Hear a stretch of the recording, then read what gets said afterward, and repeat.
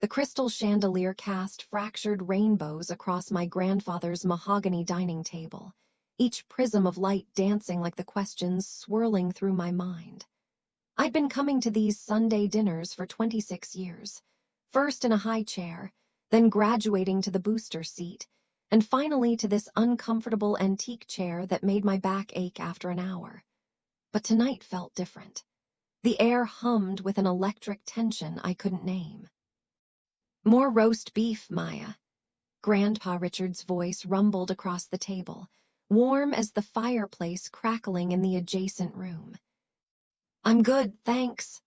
I pushed the glazed carrots around my plate, my appetite dampened by the strange energy pulsing through the room. My mother sat rigid beside me, her fork suspended midair as she stared at her father with an expression I'd never seen before, something between fear and fury.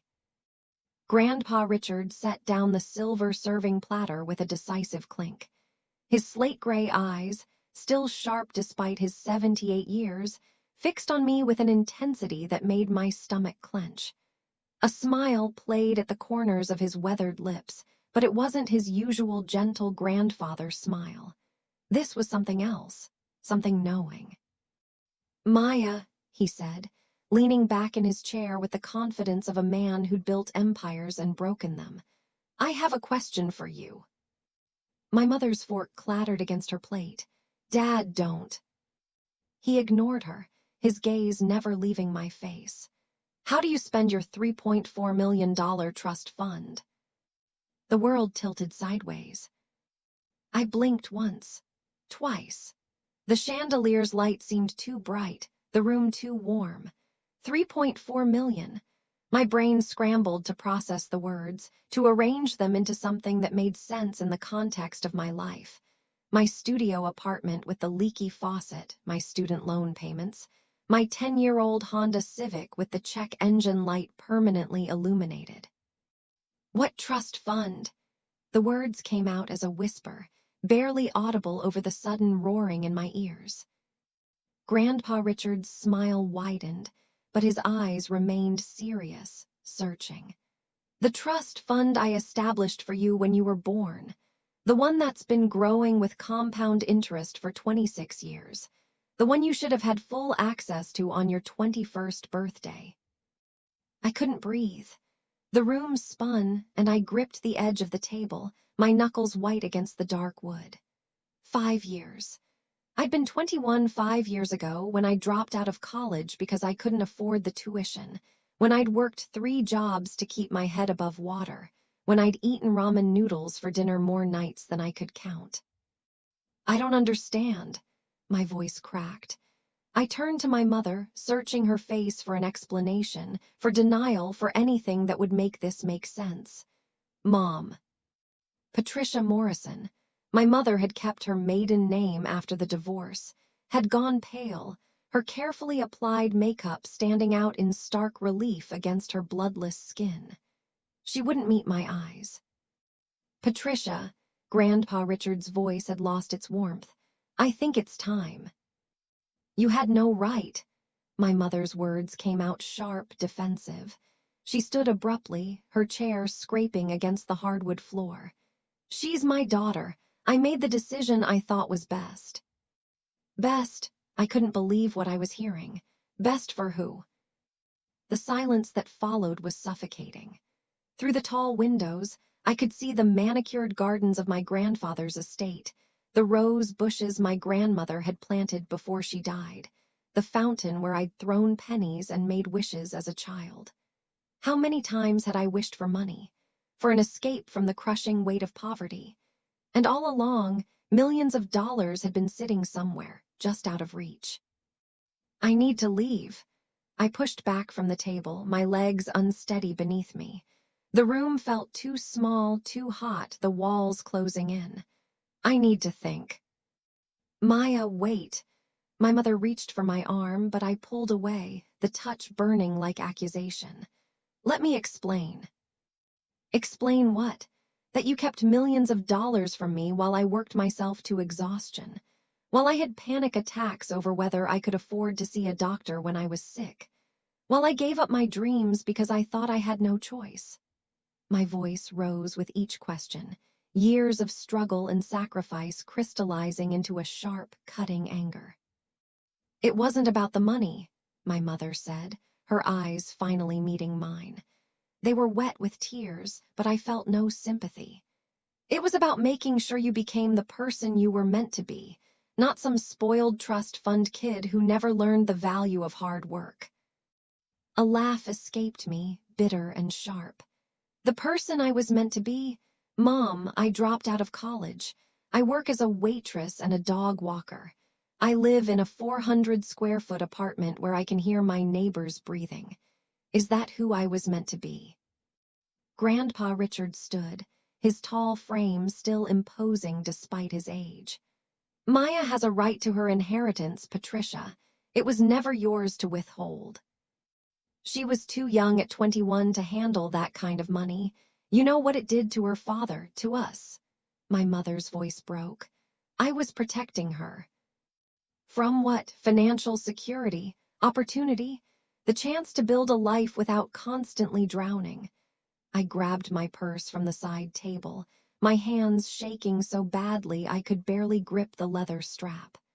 I'm done. I'm done with this dinner, this conversation, and your protection. I didn't wait for a response. I stormed through the grand foyer, my footsteps echoing off the marble floors, past the oil paintings of ancestors I'd never known, past the life-size vase that cost more than I made in a year. The heavy oak door slammed behind me with a satisfying bang that did nothing to ease the chaos in my chest. The November air bit through my thin cardigan as I hurried toward my car. My breath came in ragged gasps, somewhere between sobs and laughter. $3.4 million. The number replayed in my mind like a broken record. $3.4 million while I'd been choosing between paying rent or buying groceries. While I'd been avoiding phone calls from debt collectors. While I'd been watching my friends build careers and families, wondering why I'd been dealt such a difficult hand. I sat in my car in the circular driveway, the engine refusing to turn over on the first 3 tries. Of course. Even now, even with the knowledge that somewhere there was money with my name on it, I was stuck in a car that barely ran, wearing discount store clothes, carrying a purse I'd owned since high school. The 4th try worked. The engine coughed to life, rattling ominously. I pulled out of the driveway too fast, gravel spitting under my tires. In the rearview mirror, I could see my grandfather standing in the lit doorway, a silhouette of wealth and secrets. He raised one hand in a wave or a farewell or an apology. I couldn't tell which.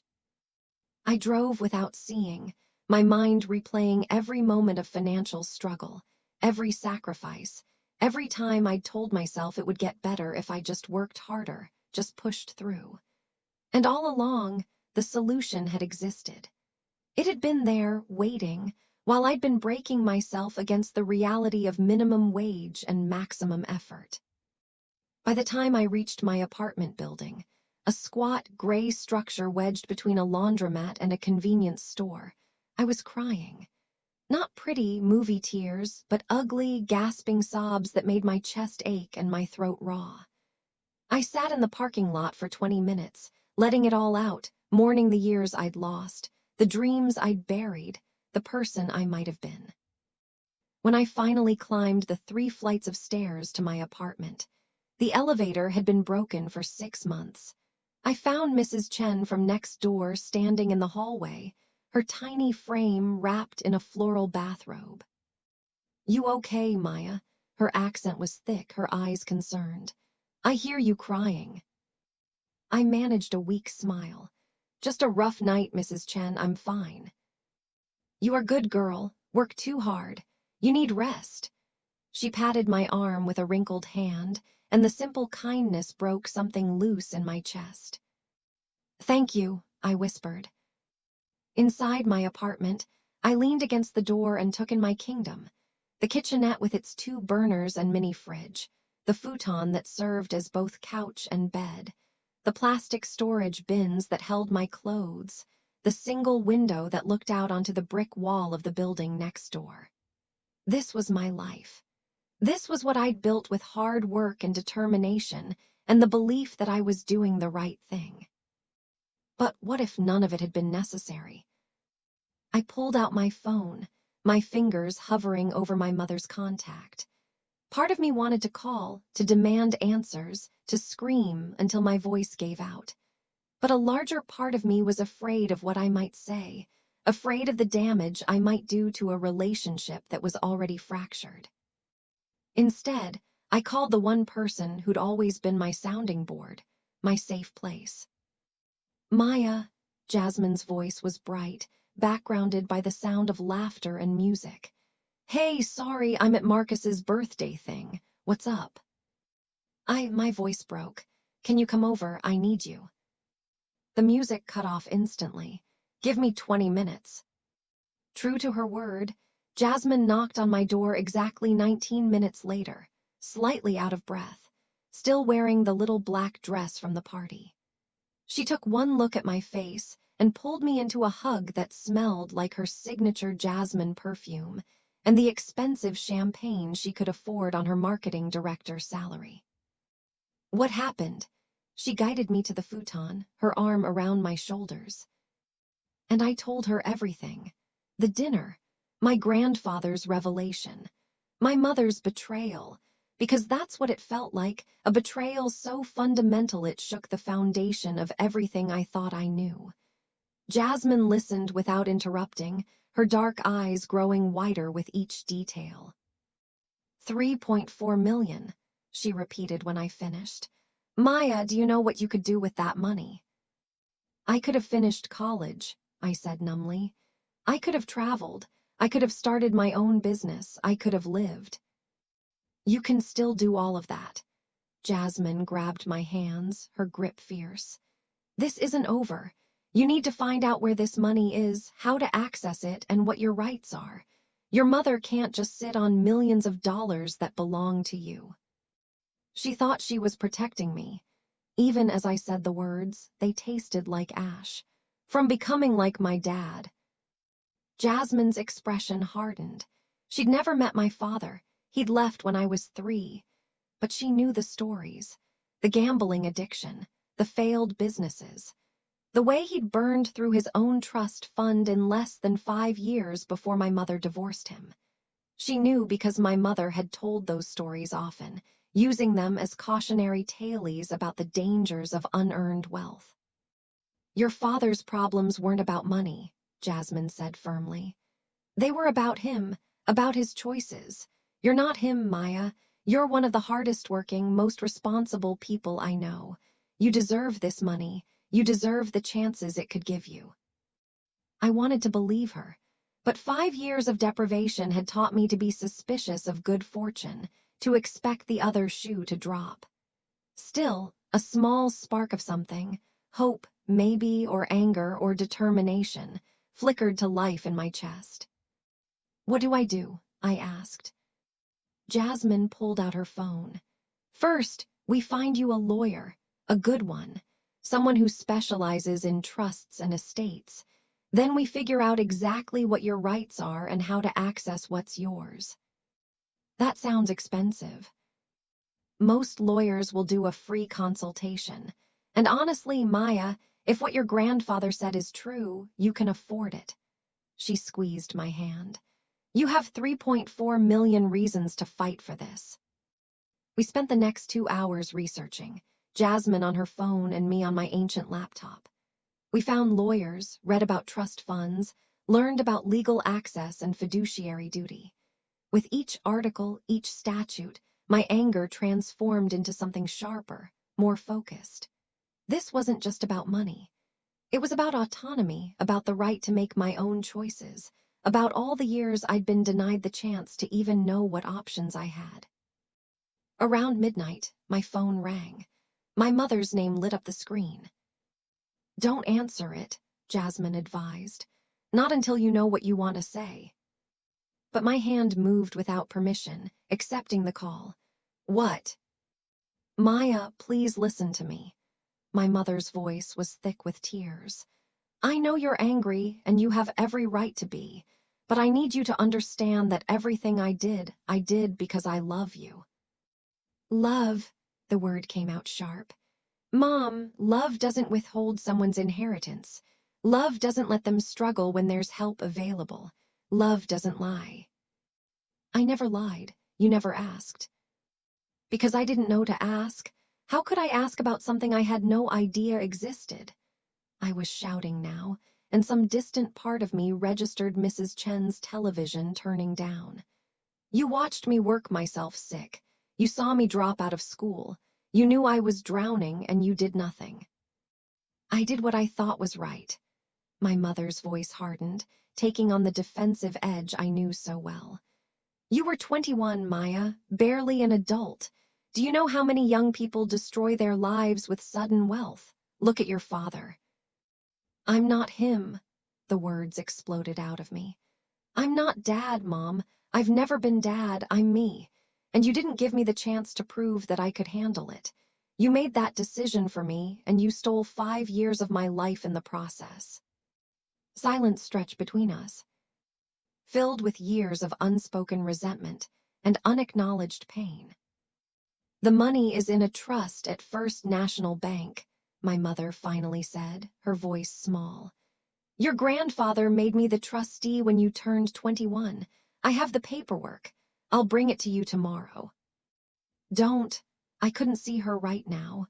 Couldn't trust myself not to say things that couldn't be unsaid. Send it to me.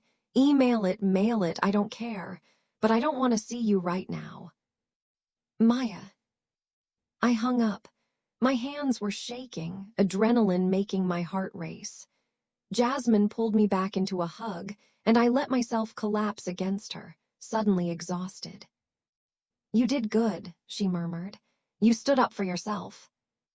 I feel like I'm going to throw up. That's normal. You just confronted your mom about a massive betrayal. You're allowed to feel sick. She pulled back, brushing a strand of hair from my face. But Maya, you're also allowed to feel excited. Your life just changed. Everything just opened up. She was right. Somewhere beyond the anger and hurt and betrayal, there was a vast landscape of possibility. For the first time in 5 years, I didn't have to choose between rent and groceries. I didn't have to work 3 jobs. I didn't have to plan my life around a paycheck-to-paycheck existence. I could breathe. What would you do first?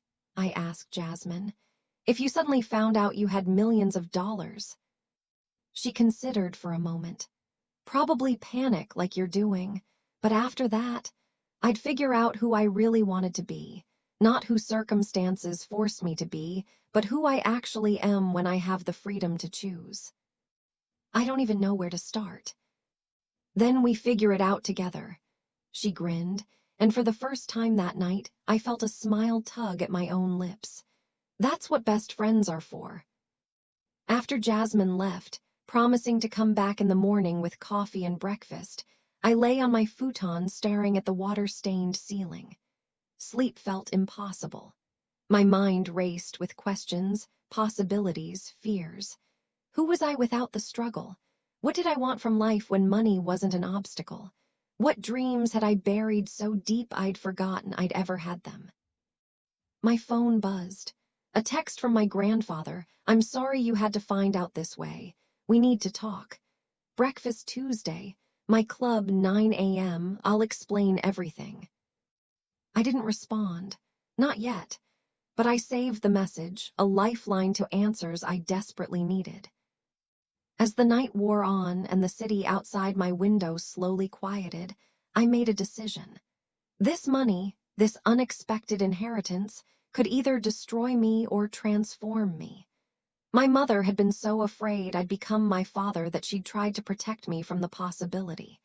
But in doing so, she'd taken away my agency, my choice. I wouldn't let the money destroy me, but I wouldn't let it sit unused either, a monument to fear and missed opportunity. I would use it to become exactly who I was meant to be, whoever that was. And I would start by finding out the truth about this trust fund, about my family, and about all the secrets that had been kept in the name of protection. The sun was starting to rise when I finally fell asleep, my last thought a mix of terror and exhilaration. Everything was about to change. I woke to the smell of coffee and the sound of Jasmine singing off-key in my kitchenette. Sunlight streamed through my single window, and for a disorienting moment, I thought I'd dreamed the entire previous evening. But then reality crashed back, and with it, the weight of everything I'd learned. $3.4 million. My mother's betrayal. 5 lost years. Rise and shine, Sleeping Beauty. Jasmine appeared with 2 steaming mugs, her hair pulled into a messy bun, wearing the spare clothes she kept in my apartment for impromptu sleepovers. I brought bagels and the kind of cream cheese that has the little vegetable bits in it. I sat up, accepting the coffee gratefully. What time is it? Almost 10. You needed the sleep. She settled onto the futon beside me, her expression gentle. How are you feeling? Numb, angry, confused, excited, terrified. I took a sip of coffee, the familiar bitterness grounding me. All of the above, I guess. Sounds about right. Jasmine pulled out her phone. Okay, so I did some more research this morning. I found a lawyer who specializes in trust fund disputes. Her name is Rebecca Chen, no relation to your neighbor, I checked, and she has amazing reviews. She can see you today at 2. Today, panic fluttered in my chest. That's so fast. Maya, you've already waited 5 years. Fast is relative.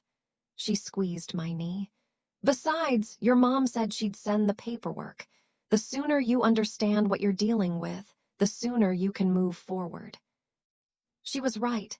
I knew she was right. But knowing and feeling ready were 2 different things. My phone buzzed with an email notification. From Patricia Morrison. Subject, trust documents. My finger hovered over the email, afraid of what I'd find inside. Jasmine took the phone from my hand and opened it herself.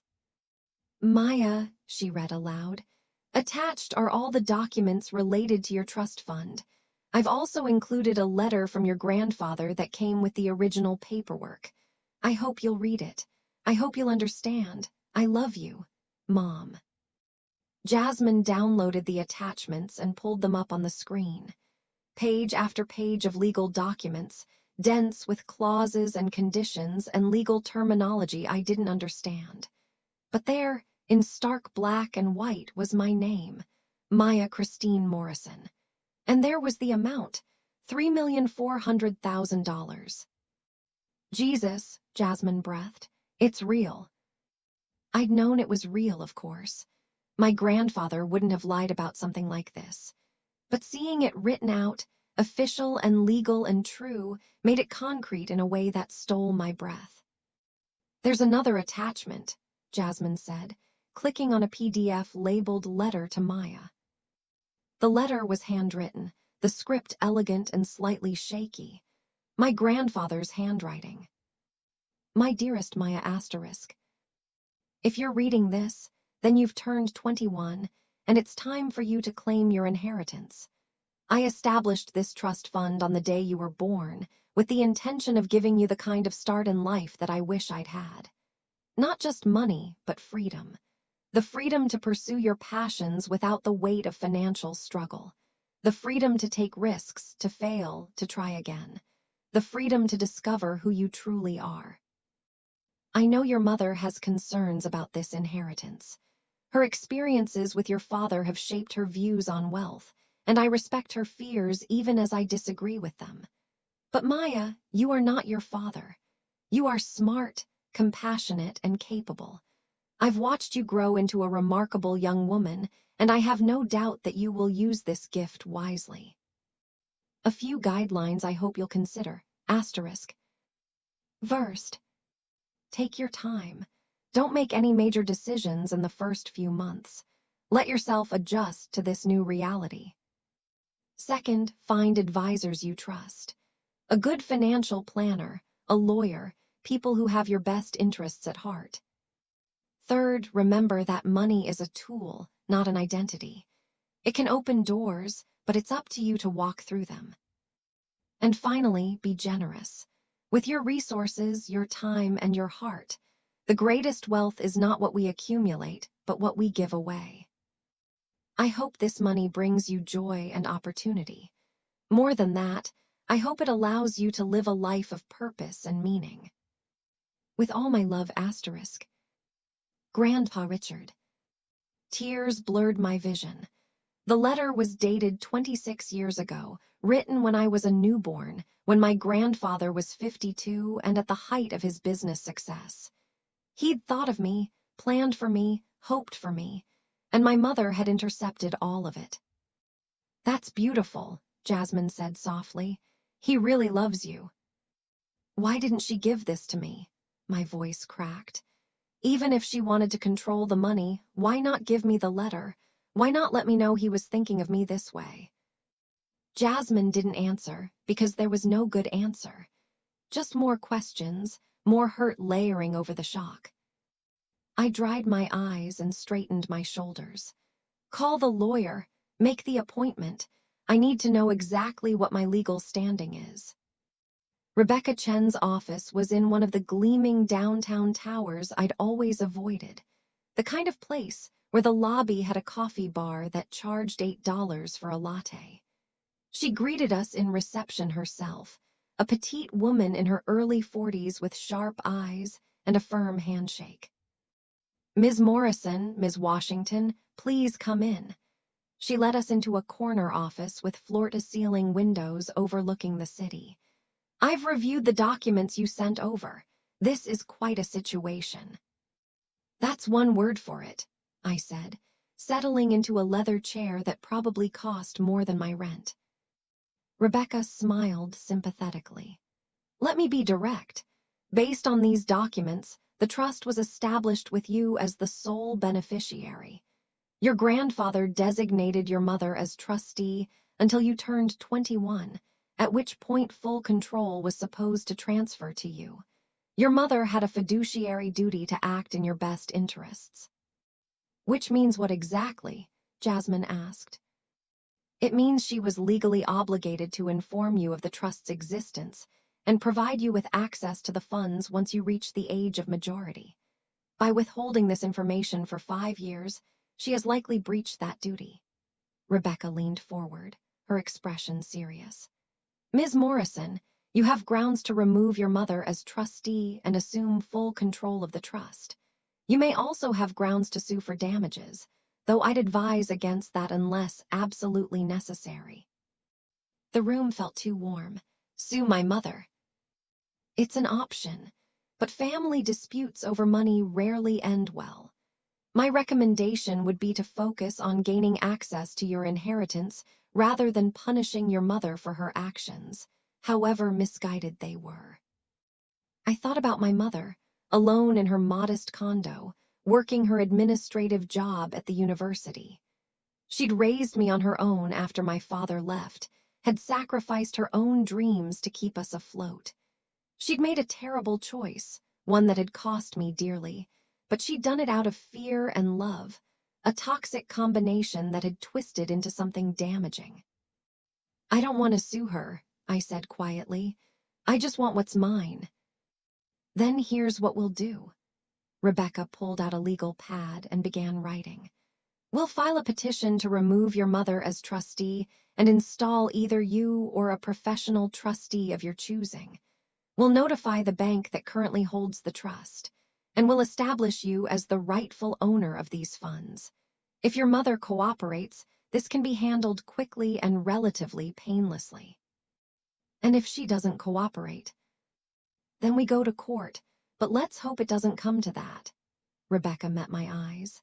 "Ms. Morrison, I have to ask, are you prepared for what comes next? This isn't just about accessing money. Your entire life is about to change. Relationships will shift. People will treat you differently. You'll have opportunities you never imagined, but also pressures and expectations you might not anticipate." I thought about my grandfather's letter, about his advice to take my time, to find good advisors. Rebecca Chen seemed like a good start. I don't know if I'm prepared, I admitted, but I'm ready to try. Good answer, Rebecca smiled. Then let's get started. We spent the next 2 hours going through paperwork, strategies, and timelines. Rebecca explained the process for assuming control of the trust, the tax implications, the importance of setting up proper financial structures. My head spun with information, LLCs and trusts and investment portfolios and tax-advantaged accounts. It was overwhelming, but beneath the confusion was a growing sense of excitement. This was real, this was happening. When we finally left Rebecca's office, the sun was setting, painting the city in shades of gold and pink. Jasmine linked her arm through mine as we walked to my car. So, she said, how does it feel to be a millionaire? Surreal, terrifying, like I'm going to wake up and find out it was all a dream. I stopped walking, turning to face her. Jas, what if I screw this up? What if my mom was right to be scared? Jasmine grabbed my shoulders, her expression fierce. Listen to me. You are not going to screw this up. You know why? Because you're asking the right questions. Because you're being thoughtful and careful. Because you're not rushing out to buy a Ferrari or a mansion or whatever it is that stupid people with money do. I don't even know what I want. Then you figure it out. That's the whole point, isn't it? For the first time in your life, you get to decide what you want without money being the deciding factor. You can go back to school. You can travel. You can start a business. You can do literally anything, Maya, anything. The word hung in the air between us, full of promise and possibility. Anything. I want to finish college, I said suddenly, the words surprising me even as I spoke them. I loved learning. I loved being challenged. I want to finish my degree. Then you'll finish your degree, Jasmine grinned. What else? I want to travel. I've never been anywhere.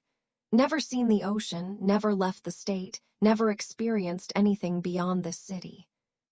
So you'll travel. I want to help people. I don't know how yet, but I want to do something that matters. Something that uses this money for good, like my grandfather said. You'll do that too. Jasmine pulled me into a hug. You're going to do amazing things, Maya, I know it. We drove back to my apartment in comfortable silence, but my mind was racing. Ideas sparked and died, dreams I'd thought long dead stirring back to life. For so long, I'd measured my life in terms of what I couldn't afford, what I couldn't do, what I couldn't have. But those limits had been artificial, imposed by circumstances that no longer applied. I was free. The thought was exhilarating and terrifying in equal measure. Back at my apartment, I found an envelope taped to my door. No address, no stamp, just my name in my mother's handwriting. Inside was a key and a note. This is the key to the safe deposit box at First National Bank downtown. Branch 4. Your grandfather's original letter and some other items are there. I'm sorry, Maya. For everything, I love you. Mom. I turned the key over in my palm, feeling its weight. Another door about to open. Another secret revealed. You should call your grandfather, Jasmine said, reading over my shoulder. Accept that breakfast invitation. Get his side of the story. She was right. I pulled out my phone and typed a response to his text from the night before, Tuesday at 9. I'll be there.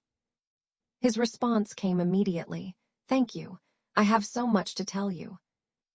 That night after Jasmine left with promises to check in tomorrow, I sat on my futon with my laptop and began to research. College programs, travel destinations, charitable foundations, business ideas. The internet stretched before me like an infinite highway, every link a possible future, every page a new direction. I bookmarked dozens of sites, created lists, took notes. It felt good to plan, to dream, to imagine a life beyond survival. Around midnight, I opened a new document and began to write. Not a plan or a list, but a letter. To myself. To the Maya I'd been for the past 5 years, struggling and scared and certain that hard work was the only path forward. Dear past Maya asterisk. I'm sorry. I'm sorry you had to work so hard. I'm sorry you had to give up your dreams. I'm sorry you went to bed hungry, stressed, and exhausted more nights than you should have. But I'm also grateful, because all of that struggle made me strong. It taught me the value of money, of work, of perseverance. It taught me empathy for people who have nothing because I've been there. I've lived it. Now things are different. Now I have choices. And I promise you this, I won't waste them. I won't squander this opportunity. I'll honor your struggle by building something meaningful with this gift. I'll become someone who makes you proud. Present Meyer asterisk. I saved the document, feeling something shift in my chest. Not forgiveness, not yet, but acceptance. The past couldn't be changed, but the future was wide open. Tomorrow, I'd go to the bank and see what other secrets my grandfather had left for me. Tuesday, I'd hear his story, learn the full truth about my family and this inheritance. And then I'd start building a new life. I fell asleep that night with my laptop still open, the cursor blinking on a blank page titled Dreams, ready to be filled with all the possibilities I'd been too afraid to imagine. First National Bank's downtown branch was an imposing structure of marble and brass, the kind of building that whispered old money and established institutions. I'd walked past it hundreds of times on my way to various jobs, never once imagining I'd have reason to step inside. Now, clutching the key my mother had given me, I pushed through the heavy revolving doors into a cathedral of finance. The ceiling soared 3 stories above, adorned with murals of pioneers and prosperity. My sneakers squeaked on the polished floor, announcing my presence to the handful of well-dressed patrons conducting their business in hushed tones. "Can I help you?" A banker approached, his suit immaculate, his smile professional but cool as he took in my thrift store jeans and faded jacket. "I need to access a safe deposit box." I held up the key, trying to project confidence I didn't feel. His expression shifted, became more attentive. "Of course, may I see some identification?" I handed over my driver's license, watching as he checked it against a computer screen. His eyebrows rose slightly, surprise or maybe respect. "Ms. Morrison, right this way, please." He led me through a doorway marked Private Banking and down a carpeted corridor that smelled of leather and money. We stopped at a heavy vault door, and he gestured for me to wait while he retrieved something from a locked cabinet. "Your grandfather was a valued client of this institution for over 40 years, the banker said, returning with a long metal box. "I'm sorry for your loss." He's not dead," I stammered. The banker blinked. "Oh, my apologies. I assumed, given that you're accessing his safe deposit box." "It's complicated." "I see." He cleared his throat. "Well, you'll have complete privacy in here. Take as much time as you need. Just press the button by the door when you're finished."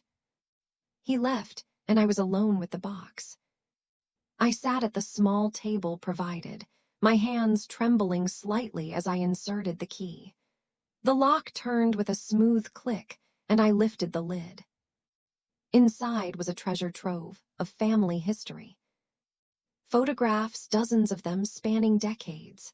My grandfather as a young man, lean and hungry-eyed, standing in front of a small storefront. The sign above read Morrison's Hardware.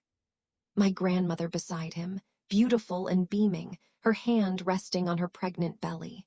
That would have been my mother, I realized, before everything went wrong. More photos. My parents' wedding, my mother so young and radiant in a simple white dress, my father handsome and charming with his arm around her waist. Photos of me as a baby, chubby-cheeked and grinning toothlessly. Birthday parties, Christmas mornings, ordinary moments frozen in time. And then, like a timeline of dissolution, the photos changed. My father appeared less frequently. My mother's smile became strained. The last photo of my father showed him outside what looked like a casino, his face gaunt, his eyes hollow. Someone had written on the back, "Atlantic City, 2002, 3 months before he left."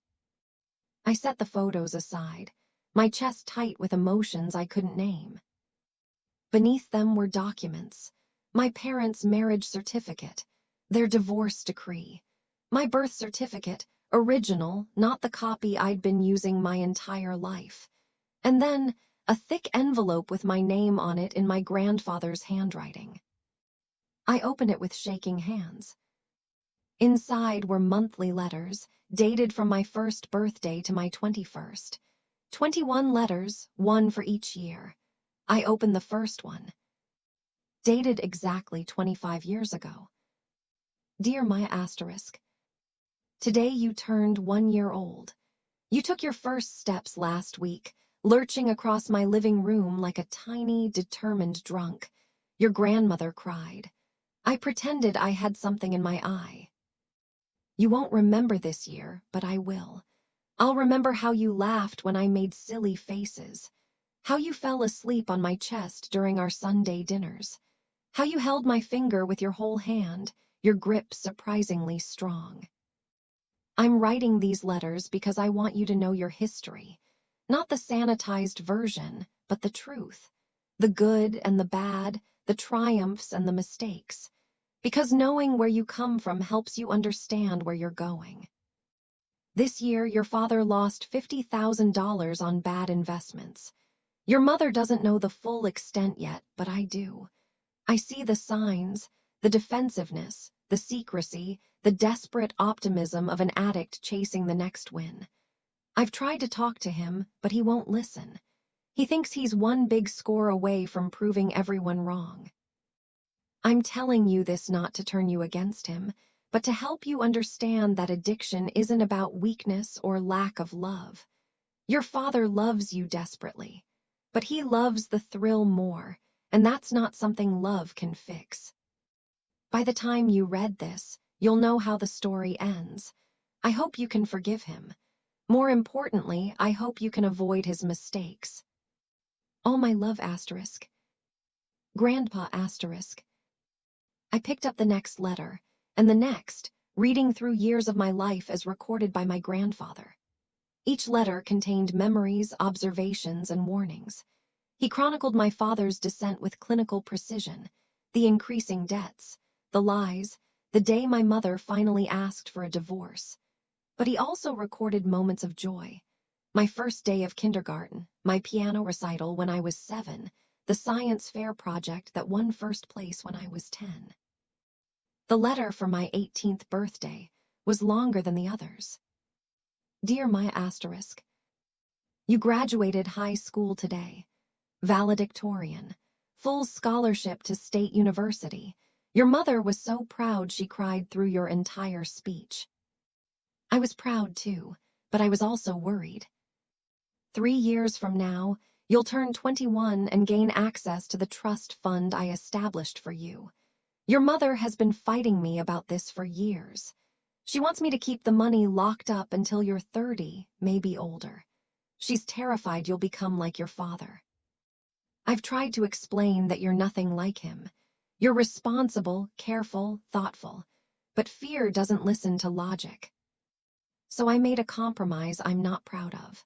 I agreed to make her the trustee, giving her some control over the funds until you're 21. I thought it would ease her mind, give her a sense of security. But now I'm worried I've made a mistake. I'm worried she'll find reasons to delay, to withhold, to protect you from threats that don't exist. If that happens, I'm sorry. I should have fought harder. I should have trusted my instincts about you instead of trying to manage her fears. Whatever happens, know this. The money is yours. It's always been yours, and you have every right to claim it and use it as you see fit. You're going to do amazing things, Maya, with or without the money, but I hope it makes the journey easier. All my love, asterisk.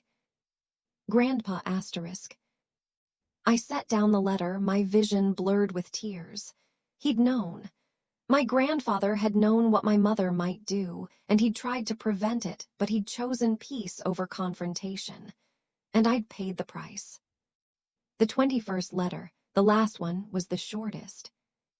Dear Maya, asterisk. Happy 21st birthday. By now, you should have full access to your inheritance. I hope you're reading this in celebration, not confusion or anger. If something's gone wrong, if your mother has withheld this from you, please know it came from love, however misguided. She's been hurt badly, and hurt people sometimes hurt others while trying to protect them. But you don't need protection. You need opportunity, freedom, the chance to discover who you are when survival isn't your only concern. Take the money, use it wisely, live the life you deserve. And forgive us our mistakes. All my love, always, asterisk. Grandpa, asterisk. I pressed the letter to my chest, letting myself cry. Not angry tears this time, but grief for the relationship I'd missed with my grandfather, for the years of honest conversation sacrificed to my mother's fear, for the young woman I'd been at 21, full of dreams I'd had to abandon. When I finally composed myself, I explored the rest of the box's contents. There were stock certificates. Apparently, my grandfather had invested portions of the trust in various companies over the years. Legal documents establishing the trust. Bank statements showing the growth from the initial deposit of $1 million to the current $3.4 million. 26 years of compound interest and careful investment. At the very bottom of the box was a sealed envelope marked, "Only an emergency." I hesitated, then decided my current situation qualified. Inside was a letter on my grandfather's law firm letterhead, dated just 3 months ago. Maya, asterisk. If you're reading this, then something has happened to me, or things have gone very wrong with the trust. I need you to know the full truth about the Morrison family finances. The $1 million I used to establish your trust came from the sale of Morrison's hardware in 1999. It was everything I'd built over 30 years, liquidated to give you and your mother security after your father destroyed his own inheritance. Your father had a trust too, established by my father. $2 million, which would be worth significantly more today if he hadn't spent it all within 5 years. Gambling debts, failed business ventures, bad investments. He burned through it with the kind of speed that only addiction can achieve. After he left, your mother became obsessed with preventing the same thing from happening to you. She sees your father when she looks at any kind of inherited wealth. She can't separate the money from the addiction. But here's what she doesn't understand. Your father's problem wasn't the money. His problem was that he never learned to value anything he didn't have to work for. He was given everything, never struggled, never failed in a way that taught him real lessons. You, on the other hand, have worked for everything. You understand the value of $1 in a way your father never did. That's why I trust you with this inheritance. That's why I believe you'll use it wisely. There's one more thing you should know. Your grandmother, my wife, Eleanor, came from wealth. Old money, the kind that stretches back generations. When she died, she left a considerable inheritance in trust for any grandchildren. That money is separate from what I gave you, and it won't be available until my death. I'm telling you this not to overwhelm you, but to prepare you. When I die, you'll inherit approximately another $7 million. Your mother doesn't know about this. Eleanor set it up in secret because she was afraid of how Patricia would react. I'm 83 years old now. My health is failing. This might come sooner than any of us would like. When it does, you'll need to be ready. Use these resources to build a life of meaning and purpose. Don't let the money define you, but don't be afraid of it either. It's a tool, nothing more, nothing less. Be brave, Maya. Be generous. Be yourself. With all my love, asterisk. Grandpa Richard. 7 million more. 10 million total, eventually. The numbers were so large they lost meaning, became abstract. How did anyone prepare for that kind of wealth? How did you stay grounded when the world suddenly offered you everything? I gathered all the contents of the box, the letters, the photos, the documents, and placed them carefully in my bag. These were my inheritance as much as the money was. My family history, with all its complications and failures and hard-won wisdom. I pressed the button for the banker, and he appeared within moments to escort me out. As we walked back through the marble corridors, I caught sight of myself in a window's reflection. Same thrift store clothes, same messy bun, same face. But something had shifted in my expression. Something harder, more certain. I wasn't the same person who'd walked into this bank an hour ago. Outside, the afternoon sun felt too bright. I sat on a bench across from the bank, needing a moment to process everything I'd learned. People streamed past, business people in suits, students with backpacks, mothers pushing strollers. Everyone living their lives, unaware that mine had just been deconstructed and rebuilt in the span of a morning. My phone rang. My grandfather. Maya, your mother said you got the key. Did you go to the bank? I did. My voice sounded strange to my own ears, distant and careful. I read all the letters. A long pause. I'm sorry you had to learn about your family this way. I should have given you those letters years ago. Why didn't you? Because I was a coward. His voice was heavy with regret. Because I didn't want to go against your mother's wishes. Because I convinced myself that waiting a few more years wouldn't matter in the long run. It mattered to me. Those were my years, Grandpa, my life. I know, and I'm sorry. He cleared his throat, and I could hear the emotion he was trying to contain. Our breakfast on Tuesday, will you still come? I have more to explain. Things that are better said in person. I thought about refusing, about making him wait the way I'd been made to wait. But what would that accomplish? He was 83 years old, according to his letter. Mortal, finite, and despite everything, I loved him. I'll be there, I said. Thank you. Relief flooded his voice. Maya, I know you're angry. You have every right to be. But I hope you'll believe that everything I did because I love you and believe in you. I'm trying to believe that. That's all I can ask. After we hung up, I sat on that bench for another 30 minutes, watching the city move around me. Somewhere in this urban landscape, my mother was at work, probably sick with worry about what I'd found, what I now knew. Part of me wanted to call her, to rage and demand explanations, but a larger part of me just felt tired. Tired of anger, tired of betrayal, tired of looking backward when forward was so full of possibility. I pulled out my phone and opened a notes app, creating a new list titled Next Steps. That last one felt the hardest. Money could be managed, education pursued, trips planned. But family, that was complicated in ways that no amount of wealth could solve. My phone buzzed with a text from Jasmine. How'd it go at the bank? Me, found out I'm potentially going to inherit another 7 million when my grandpa dies. So that's cool. Jasmine, what? Jasmine, I'm coming over. Now, don't move.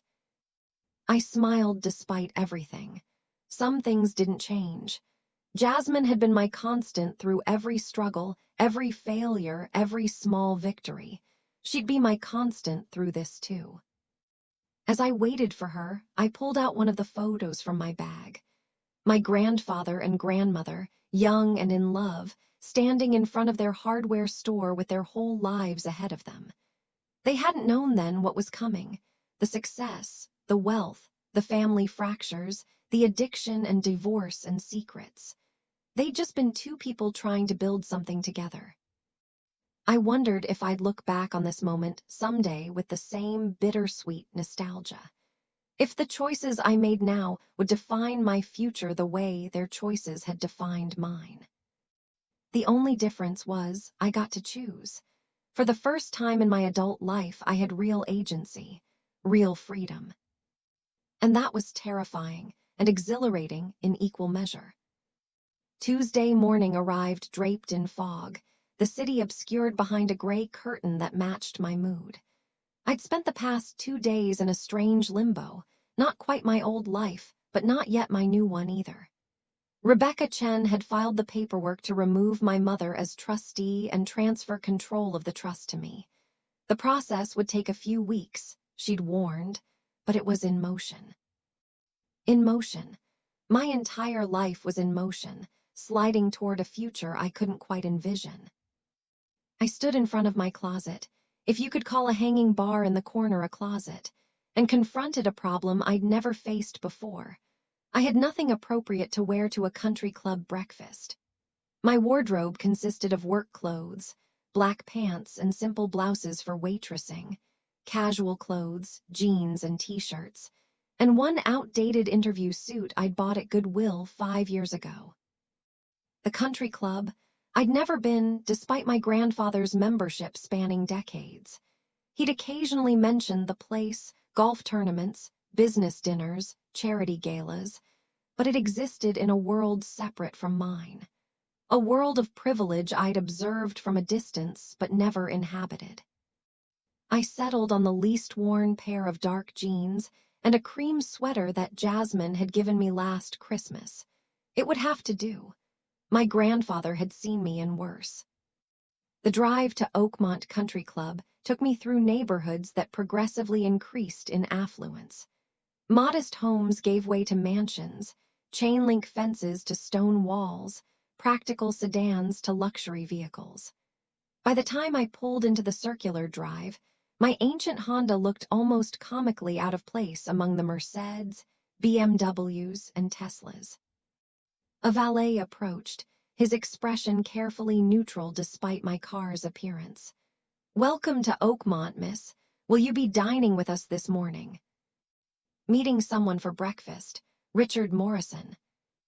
His face brightened immediately. "Ah, Mr. Morrison." He's already at his usual table. Main dining room, overlooking the 18th hole. Just let the hostess know. He handed me a ticket, and I watched him drive my car away with the same careful attention he'd probably give a Bentley. At least he was professional about it. The clubhouse was everything I'd imagined and more. Soaring ceilings, crystal chandeliers, artwork that probably cost more than I used to make in a year. The carpet was so plush my footsteps made no sound. Everywhere I looked, I saw wealth worn casually, confidently, as natural as breathing. "Ms. Morrison," the hostess smiled warmly, "your grandfather is expecting you right this way." She led me through the dining room, and I felt eyes track my progress. Or maybe I was imagining it, my own discomfort projecting judgment where none existed. Either way, my cheeks burned. Then I saw him, and everything else faded. My grandfather sat at a corner table with a view of manicured greens stretching toward distant woods. Morning light poured through the windows, illuminating him like a portrait. He'd aged since I'd seen him at Sunday dinner, or maybe I just never looked carefully before. His hair was thinner, his face more lined, his hands slightly tremulous as he lifted his coffee cup. He stood when he saw me, and his smile was pure joy mixed with apprehension. "Maya, thank you for coming." I let him hug me, and his embrace was as warm and solid as I remembered from childhood. He smelled like expensive cologne and coffee and something indefinably grandfather, a scent that brought back 1,000 Sunday dinners, 1,000 moments of unconditional love. "Please sit." He gestured to the chair across from him. "Order whatever you'd like. The eggs Benedict is excellent, and their pastry chef makes these almond croissants that are absolutely sinful.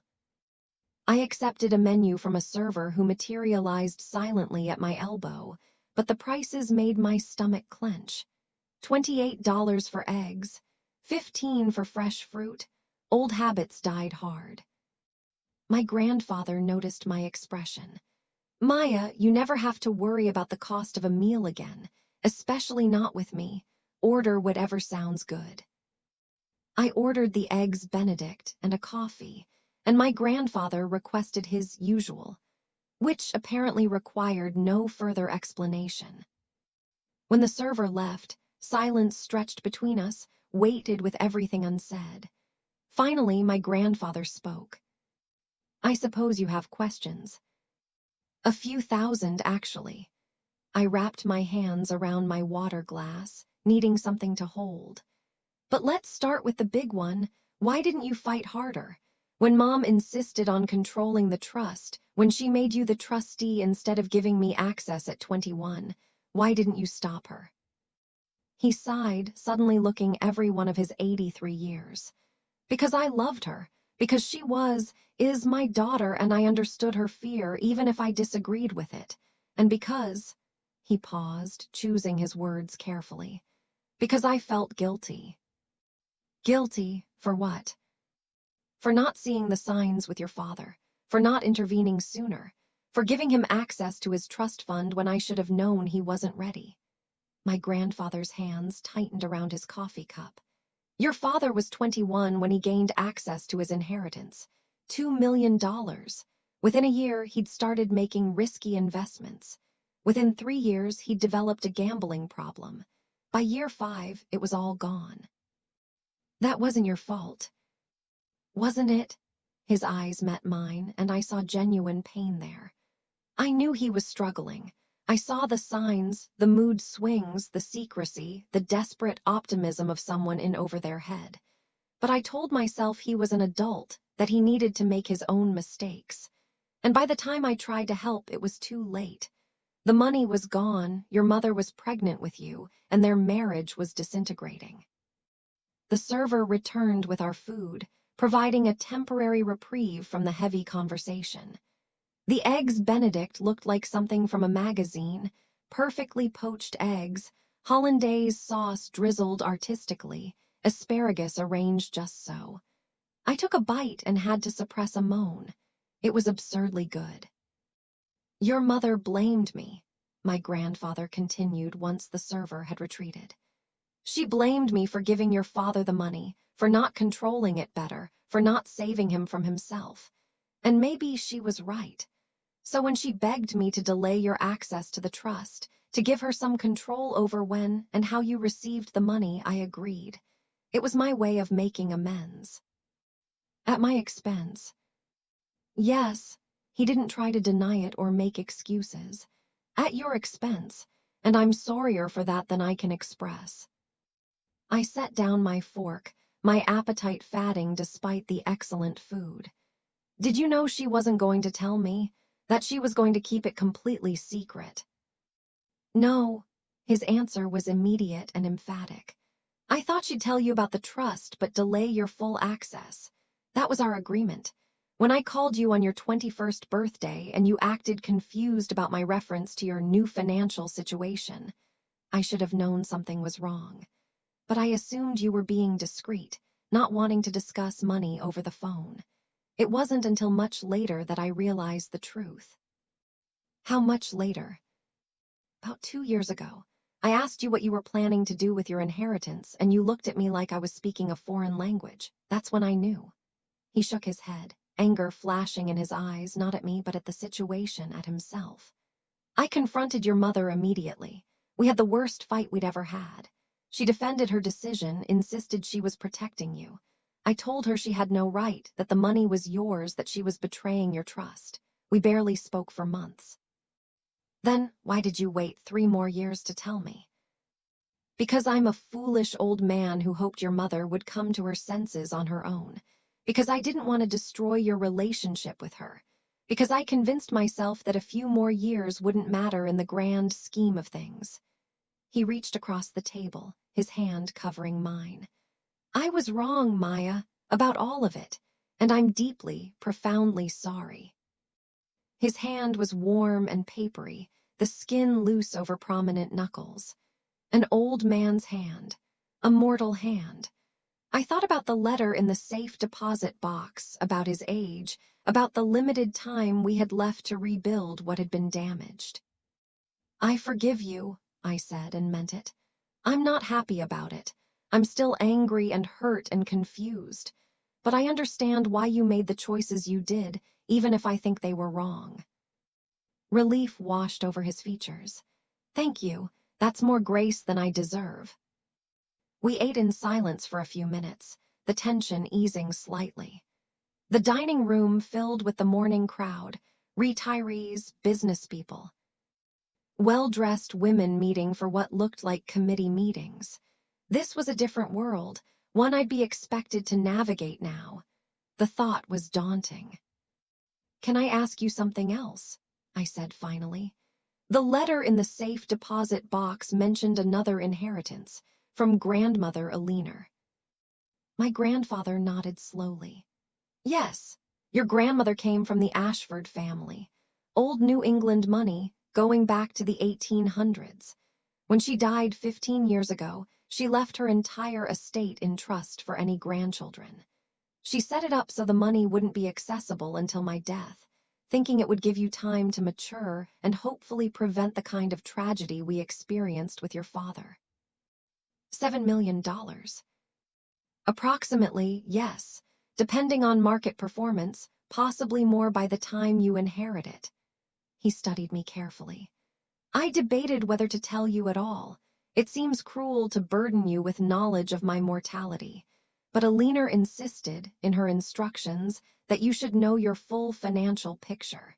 She said secrets had done enough damage to our family.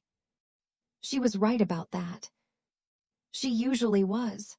His smile was tinged with sadness and love. You would have adored her, Maya. She was sharp as a tack until the very end, and she didn't suffer fools. She came from wealth but never acted entitled. She worked at a legal aid clinic for 30 years, helping people who couldn't afford lawyers. She taught me that money is a responsibility, not just a privilege. I thought about my grandmother, a woman I barely remembered, vague impressions of soft hands and gentle laughter, nothing more. She died when I was 11, and I'd been too young to understand who she really was, what she represented. I wish I'd known her better. So do I, my grandfather cleared his throat, blinking rapidly. She would be proud of you, of the woman you've become despite, or maybe because of your struggles. Would she be proud of how this all played out? No, he admitted. She'd be furious with me for not standing up to your mother. Alina never backed down from doing what was right, even when it was hard. I should have learned that lesson better. Our server refilled our coffee, providing another pause in the conversation. I watched the golfers on the green, their easy camaraderie, their casual existence in a world where a Tuesday morning golf game was normal. Could I ever be comfortable in that world? Did I want to be? What do I do now? The question came out smaller than I intended, almost childlike. Whatever you want. My grandfather's answer was simple but profound. That's the whole point, Maya. You're free. Free from financial stress, from the limitations of poverty, from having to make choices based solely on economics. You can pursue your passions, your interests, your dreams. I don't even know what those are anymore. I've spent so long in survival mode that I forgot how to dream. Then you relearn. He leaned forward, his expression intense. Let me give you some advice if you'll take it. First, don't make any major decisions for at least 6 months. Let yourself adjust to this new reality. The money will still be there. I nodded, remembering the same advice in his letter. Second, build a team of advisors you trust. You'll need a financial planner, an accountant, probably a lawyer beyond the one you've already hired. Interview multiple people. Ask questions. Trust your instincts. Okay. Third, and this is perhaps most important, remember that money doesn't change who you are. It reveals who you are. You have a choice about whether it brings out your best qualities or your worst. Choose carefully. What if I make the wrong choices? What if Mom was right to be scared? Then you course correct. You learn, you grow. He squeezed my hand. Maya, the difference between you and your father isn't the circumstances of your inheritance. It's you. Your character, your values, your experiences. You've known hardship in a way he never did. That's given you empathy, perspective, and appreciation for what you have. Those qualities will serve you far better than any amount of caution or control your mother could impose. I wanted to believe him. Sitting in this beautiful dining room, with financial security finally within reach, I wanted to believe I was strong enough, wise enough, good enough to handle this responsibility. But doubt whispered in the back of my mind. What if you're not? I'm scared, I admitted. Good, my grandfather smiled. Fear means you're taking this seriously. It means you understand the weight of what you've been given. That's healthy, as long as it doesn't paralyze you. We finished our breakfast, the conversation drifting to lighter topics.